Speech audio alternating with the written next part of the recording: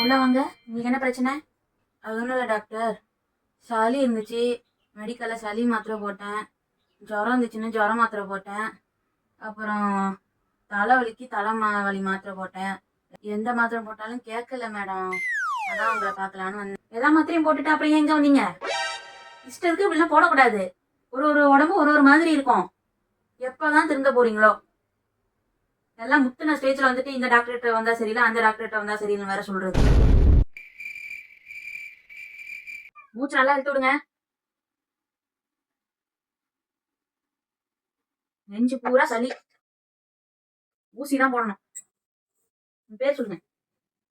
பேரு சுசீலா. வயசு 32. Doctor madam, வேணாம் வேணாம், ஊசிலாம் வேணாம், எனக்கு மாத்திரையே கொடுங்களேன். ஊசிலாம் எனக்கு அலர்ஜி, ஊசினாலே எனக்கு பயம். வேணாம் மேடம், சொன்னது கேளுங்க. ஊசியில தாம சரியாகும். மாத்திரை எல்லாம் கேட்காது, அதெல்லாம் தாண்டிடுச்சு இந்த ஸ்டேஜ்ல. ஊசி போட்டாதான் டக்குன்னு கேட்கும். என்னப்பா இந்த ஊசி லோட் பண்ணு. திரும்புங்க. ஐயோ வேணாம் வேணாம், ஊசியெல்லாம் வேணாம். ஐயோ வேணாமே. ஐயோ வேணாம். ஊசிய பார்த்தாலே கை கால்லாம் உதறு மேடம். என்னது இது? சின்ன ஊசி, சத்தமே இல்லாம இப்போ ஒரு குழந்தை 10 வயசு குழந்தை போட்டு போச்சு. உங்களுக்கு என்ன 32 வயசாவது ஊசிக்கு எப்படி பயப்படுறீங்க? வேணாம் ஊசி வேணாம். டாக்டர் சொன்னா கேளுங்க. ஊசி வேணாம், ஊசி வேணாம். அப்படியே ஆடாம இருங்க, அசையாம இருங்க. ஊசி போட்டாச்சியா? ஏன் இன்னும் கத்துற? வலிக்கல வலிக்கல. ஊசினா வலிக்காதா? ஏதோ நினைச்சேன். போட்டது கண்டிப்பா உனக்கு வலிச்சிருக்காது, சும்மாச்சும் கத்துறது. இது காலையில உள்ள மாத்திரை சரியா? காலையில ஒரு தடவை போடணும் சாப்பிட்டக்கு அப்புறம். இந்த மாத்திரை குடுக்குற மாத்திரை அடுத்து யாருக்காவது பிரச்சனைனா கொடுத்து தொலையாதீங்க. சரி மேடம், யாருக்கும் தெரியல, உங்ககிட்டயே வர. நெக்ஸ்ட் வாங்க. என்னாச்சு உங்களுக்கு? உட்காருங்க. ரொம்ப வீக்கா இருக்கீங்களா? என்னாச்சு?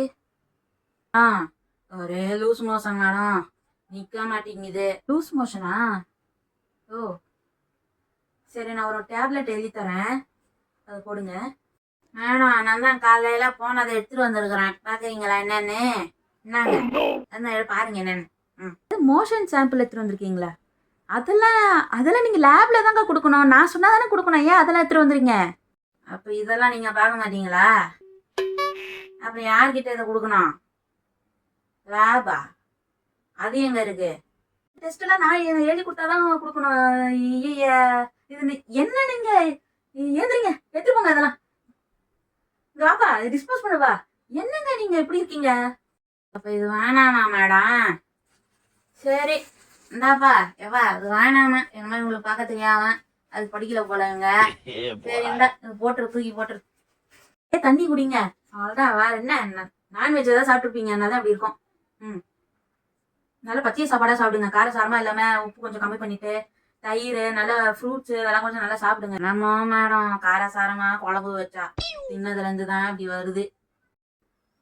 இந்த மாத்திரை சாப்பிட்டா சரியா போயிடுமா மேடம்? சரி மேடம். உள்ளவங்க, என்ன பிரச்சனை? உட்காருங்க. என்னாச்சு?